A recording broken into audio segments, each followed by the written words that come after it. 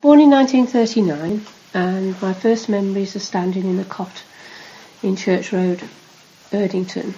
And during the war, I do remember going down the air raid shelter with Mum and Dad, clutching my beloved teddy bear.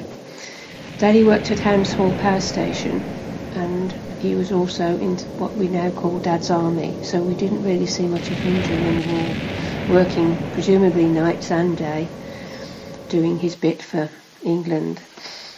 After 3 years, we moved in over the road to another house which Mum and Dad rented and then finally bought. Rationing was still going on early into the 1950s, so sweets were a bit scarce, shall we say. So the delight in 1953, I think it was, when we were allowed to go and buy a quarter of sweets in a bag, was absolutely superb. My holidays were spent in Wales, which we went 2 or 3 times a year with either Mum or my dad. Daddy sometimes was working, so just Mum went. And I was allowed to roam the streets and make friends and do all sorts of things that perhaps we aren't allowed to do these days.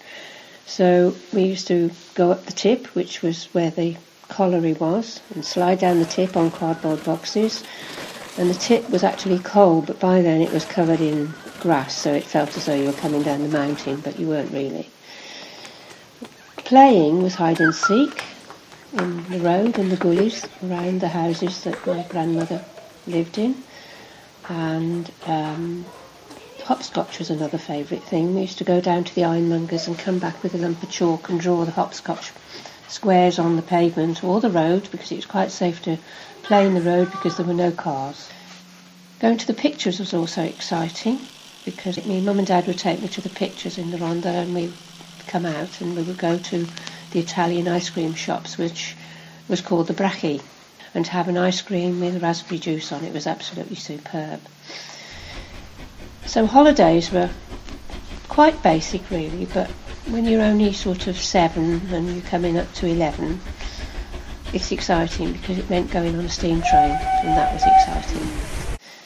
We had a lot of fun bell ringing, because we used to ring for weddings on a Saturday, and we'd get what was 10 shillings a go then. So it was 10 shillings with the bride coming in and 10 shillings with the bride coming out. And we could see that happening because there was a little spy hole on the floor of the belfry, and we could look through it and we could see the bride walking out of the church. So, our family met and married David Payne, and we were obviously married in Erdington Parish Church, and we had the bells ringing us in and out because our friends were the bell ringers, so we didn't have to pay. And we had our reception down the road at the local pub, which was the Roebuck Inn, and we went off to Newquay to have our honeymoon for 2 weeks. And we were taken by car by the best man and followed by my parents and my aunts and everybody, and they were standing on New Street Station waving us bye-bye, going off in the honeymoon train.